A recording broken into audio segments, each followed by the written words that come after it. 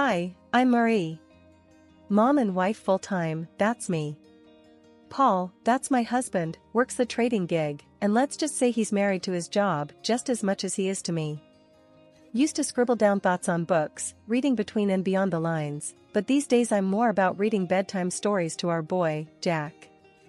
Life threw some curveballs early on, lost my parents when I still needed them. That was rough. Then along came Paul, with a family in tow. His folks were the real deal, good people, you know. Took me in, no questions. Made me feel like I finally belonged somewhere again. Been with Paul for years now, since those college days when love seemed to be enough to fill any void. We settled into a rhythm, he at work and me taking care of everything else. But man, did that rhythm skip and stumble when Jack came into the picture. Paul changed, or maybe this was always him, just waiting for a reason to surface. He'd come home on a Friday night with a few too many drinks in him, loose-lipped and surly. "You gotta start shedding that weight, Marie," he'd snipe after slipping off his tie. "You barely fit in those jeans anymore." I'd be lying if I said it didn't hurt, but I told myself to brush it off, toughen up, maybe he'd cool down by morning. But mornings just brought hangovers and silence until the next round. The house became this place where I tiptoed, trying not to set Paul off. Jack, little trooper, he could feel it too, sticking close, watching his old man with wide, careful eyes. One particularly rough Friday, Paul came home and made a beeline for the fridge, crack open a cold one. I was on the floor with Jack, blocks scattered around. "Another day in paradise, huh?" Paul sneered, leaning against the counter. I forced a smile. Just the usual, you know, chasing after this little tornado. I ruffled Jack's hair, but my heart wasn't in it. Paul tossed his head back, downing half the bottle. "Maybe put some of that energy into a workout routine, eh?" I bit my tongue, counting to 10 in my head. "I'll look into it," was all I managed, shuffling Jack into his pile of toys, anything to escape the cutting edge in Paul's tone. But the weight wasn't just on my hips, it was on my chest, heavy, making it hard to breathe. I didn't know who I was in Paul's eyes anymore. I had finally shaken off those last stubborn pounds. It felt good, kind of. But Paul, well, he had a talent for finding flaws. My sweats and baggy tees were the new target. "Jesus, Marie, you dress like you're living at the gym. When was the last time you dressed up? Remember how you used to look?" There he was, leaning on the doorframe with that look that said everything his words didn't. I glanced down at my stretched-out mom life tee and yoga pants. "This is just practical, Paul. You want me all dolled up to do laundry and wrangle our son?" One corner of his mouth curled up like he had just made a successful trade. "I dunno, how about looking good for your husband? That used to matter." I sighed, rolling my eyes. "Well, unless my husband starts taking meetings at the playground or the grocery store, I think I'll stick with practical." He shook his head, chuckling without humor. "You used to care, Marie." His voice trailed off as he wandered back toward the living room, his disapproval hanging in the air like a bad smell. Then there was Jack, our boy, trying to navigate the shaky terrain between us. I was teaching him please and thank you, thinking manners mattered. Paul caught a bit of our lesson one afternoon and scoffed. "Look at you, teaching him to be Mr. Manners. You want him to get trampled on?" "Manners are important, Paul. It's about respect," I said, trying to keep my voice even. "Respect is earned, not politeness policed," he shot back. "He needs to toughen up, not be some yes, please pushover." Then the whole freeloader thing started. One night, Paul came home, tie askew, looking like he had won and lost the same fight. "Nice day?" he asked, sarcasm heavy as he glanced around what I'd come to see as our minefield of a home. I put down Jack's toy and braced for what was coming. "Just the same, dealing with tantrums and spills. How was work?" Paul's laugh was short and sharp. "Work? Oh, it was just dandy, supporting a parasite." My cheeks burned. "Excuse me?" My voice was a little too loud. Jack's eyes flitted from me to Paul, sensing the shift. A parasite, Marie. I work, you play house, he said, each word pointed and heavy. That's the thanks I get? I am raising our child, Paul. Your child. That's work. That's vital, I said, my voice rising now, too. Jack started fussing then, picking up on the tension. I swept him up into my arms, trying to shield him from the fallout. Paul had a knack for knowing when he'd pushed too far, and his next words were more measured. Marie, I go out there and deal with sharks all day. Come home, and what? I don't know, something different. I can't be your one-man show, Paul, I said softly, trying to defuse the bomb that our marriage had become. I'm here, juggling a million things for us, for Jack. We looked at each other then, really looked, and I wondered if he saw the plea in my eyes. The help me, back me up, be with me that I felt screaming inside. But he turned away, the finality of his silence telling me that no, he didn't see. He didn't want to. One day, the disrespect boiled over. Jack scrunched up his little face and called me a name, a real zinger. He got it from Paul. You're just a lazy bum, he had hurled at me, his tiny voice bitter and angry. I felt like I'd been slapped. What? Jack, no, you can't say that, I stumbled, shocked. He folded his arms, stubborn as his dad. Dad says it, so can I. That was the last straw. When Paul got home, I was waiting, steaming like a forgotten kettle. You know what your son called me today? I laid into him without waiting for an answer. Paul dropped his keys on the counter and chuckled, clearly not seeing the line had been crossed. What did he say? The truth? He tossed his words over his shoulder as he walked to the fridge, his casualness like acid on my skin. Is that funny to you? I was shouting now, my usual restraint snapped tight as a dry twig. Your son is calling me names. Paul leaned against the kitchen counter, beer in hand, a smirk blooming on his face. Oh, come on, Marie. Kid's gotta learn to stand his ground. I was staring at him, hands balled into fists. By disrespecting his mother?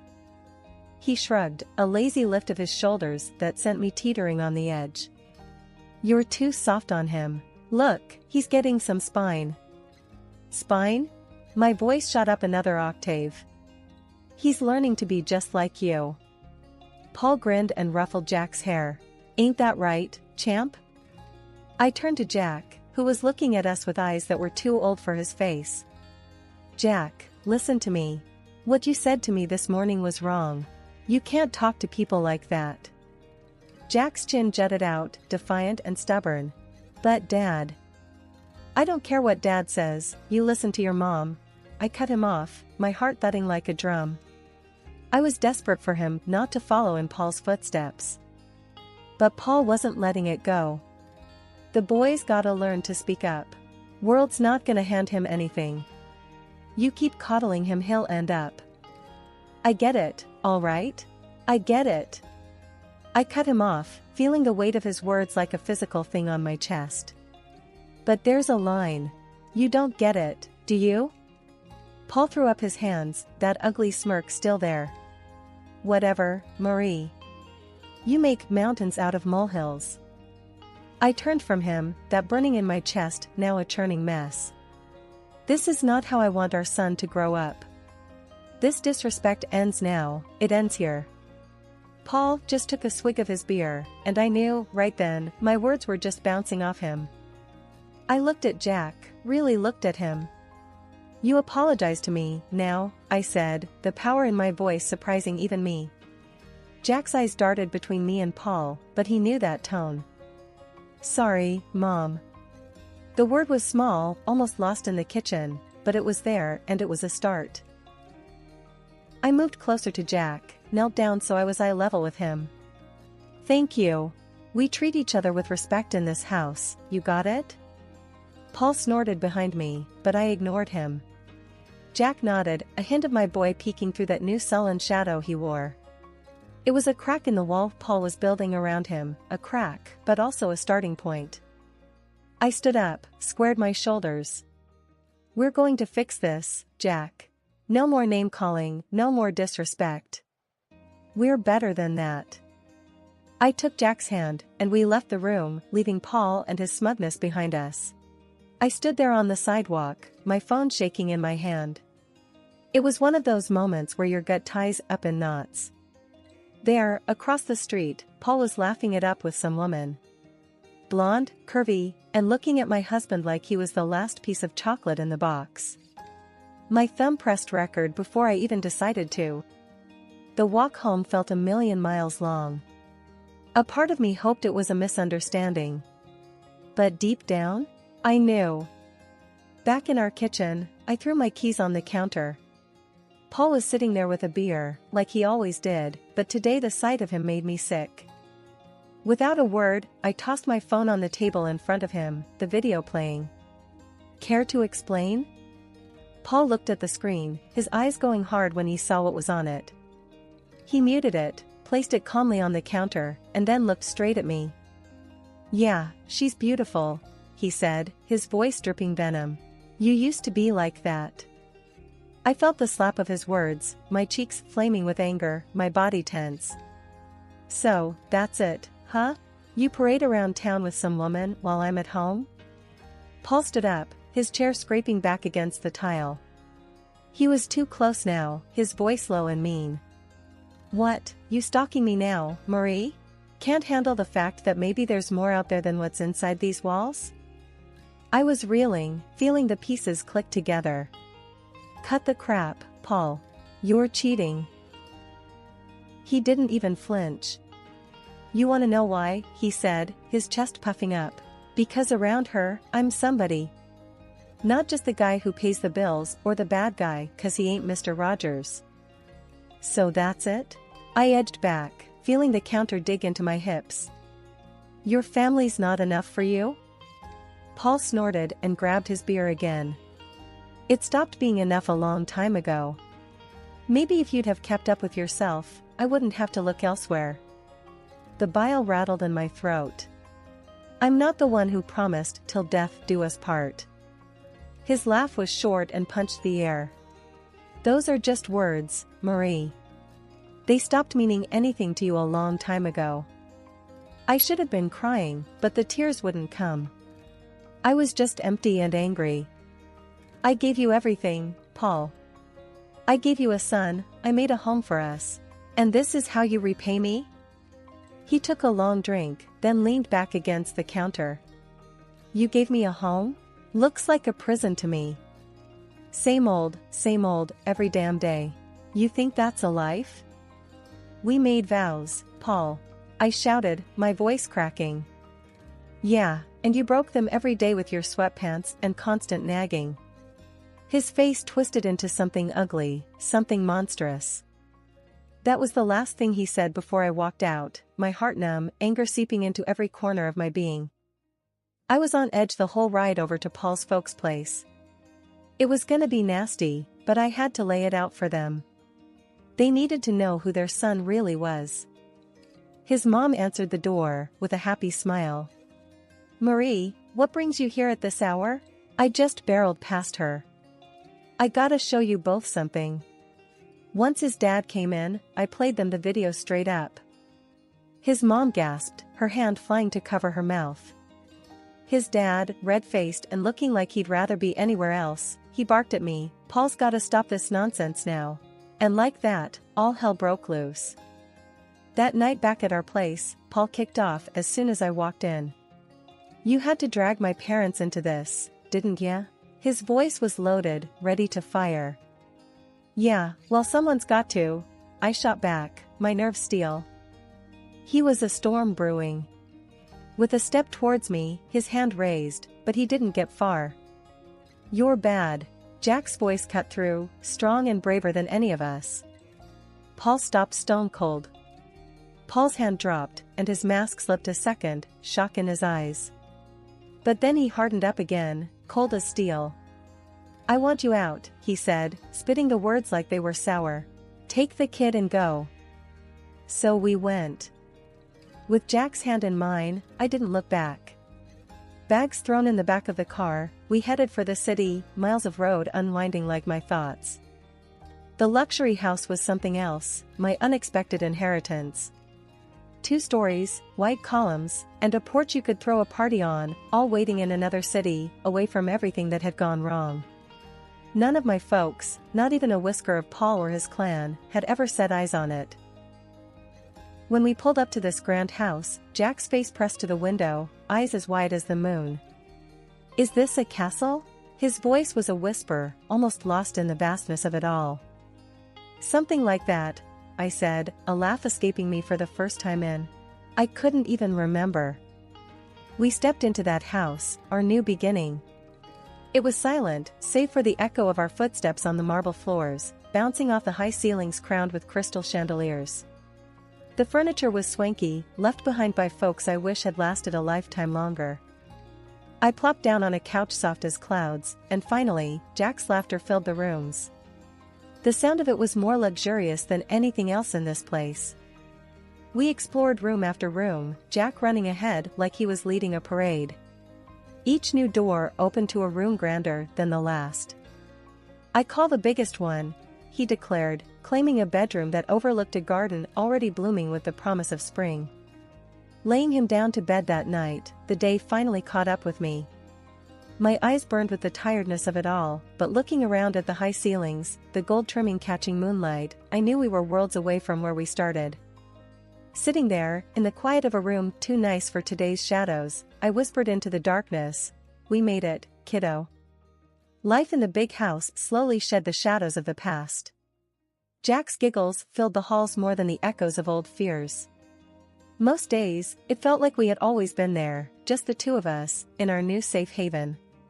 The house, with its silent strength, was keeping the world at bay, until the day Paul showed up, uninvited and unwelcome. He was at the door in a storm of anger. I opened it and there he was, looking like trouble had followed him around. "You can't just disappear with my son, Marie." I leaned against the door frame, unfazed. "He's my son too. And I didn't disappear. I moved on." Paul's scowl deepened.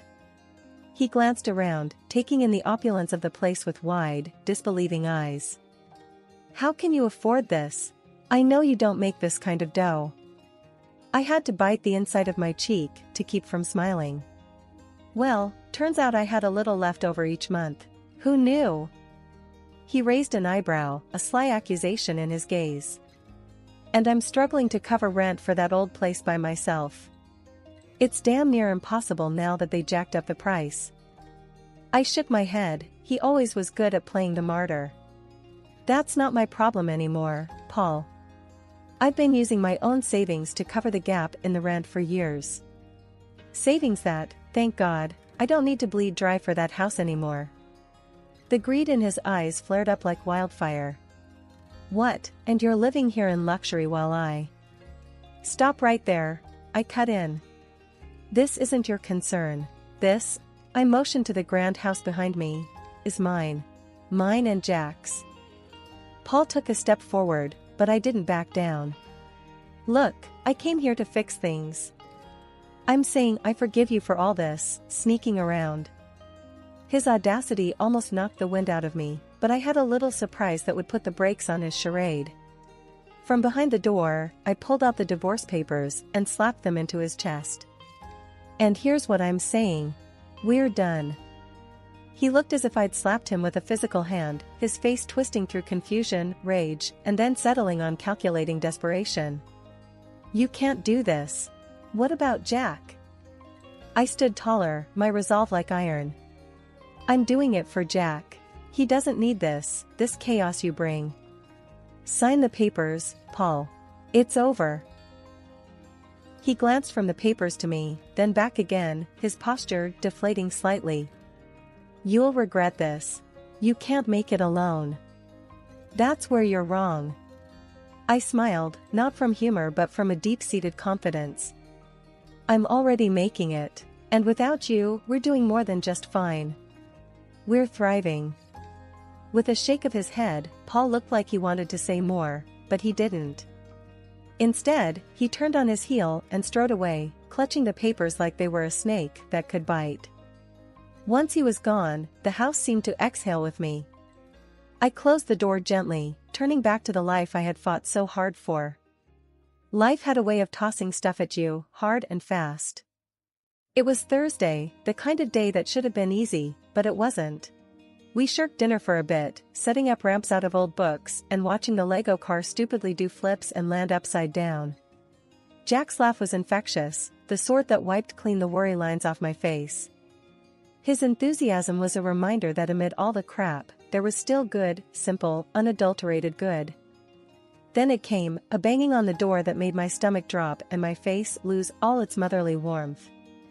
Paul had a knack for bad timing and worse entrances. I pulled the door open and there he was, looking like he'd just come from a bar fight or lost a bet. "Paul, what's up?" He scowled, that usual look he gets when he thinks the world owes him. "So, this the high life? You playing house with my Jack while I'm scraping pennies just to get by?" Jack peeked from behind me, a knight in Lego armor. "Hey, screw off, Paul. Don't talk to my mom like that." Paul's face turned a nice shade of tomato. "The hell? You let him talk like that?" I stood there, hands on hips. "He's expressing himself. Something I should have done with you a long time ago." Jack came out from behind me, all fierce. "Yeah, get lost. My mom, my rules." Paul's anger was something else, a storm that had nowhere to go. "You think you're smart, huh? Talking to your old man like that?" Jack squared his shoulders, a small David to Paul's Goliath. "Don't gotta think. I know it. Mom knows it." Paul opened his mouth, but nothing came out. There was Jack, staring him down, waiting. This was no place for Paul anymore, no place for his bluster and noise. After a tense moment, Paul shook his head, muttered something under his breath and stormed off the porch. Jack turned to me with this look, the kind of look that said, "We got this." I nodded, all the agreement he needed. We went back to boiling pasta and racing Lego cars. That's how we do it, simple, nothing fancy. We just keep on. I was gabbing on the phone with Miss Dottie, Paul's mom, who was more my family than is now. "Honey, you just holler if there's anything you need, 'kay?" Her voice was always a warm blanket over the line. "We're all good, Miss Dottie. Really, couldn't be better," I assured her, twisting the cord around my finger. She hummed a pleased note. "Just makes my heart full to hear that. Keep on keeping on, you hear?" Frank, her husband, yelled from somewhere behind her.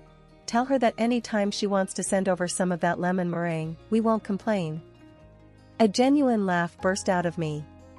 "Expect a pie on your doorstep soon, Frank." Exchanging a few more pleasantries, we hung up. I shook my head. If someone had told me last year I'd be mining gold from the wreckage of my married life, I would have laughed in their face. Jack pulled on my sleeve, waving his drawing like a five-star general. "Look, Mom. This is our house." I looked down. His scribbles had heart. A big square house and two stick figures, a little one and a tall one, with sloppy grins and a lopsided sun shining down. The swing I'd put up for him stood out in green and brown strokes. "That's us, right?" A dumb question, really, but it made him nod with pride. "And I'm gonna sell my art, make us rich." There was serious conviction behind his toothy smile. "If you do, you're buying me that fancy coffee I've been eyeing?" I nudged him with a wink. He nodded, his expression all business. "Only the best for my mom." And just like that, the knot in my chest loosened a bit more. Sundays were like that, full of little miracles. The thing was, life had done a real number on us, but it was looking up. Paul got slammed by the door he let hit him on his way out. The fancy house he rented to impress his mistress? Turned out to be a couple of sizes too big for his wallet. Now he was cooped up in a tiny apartment, the kind of place his pride wouldn't have let him consider a year ago.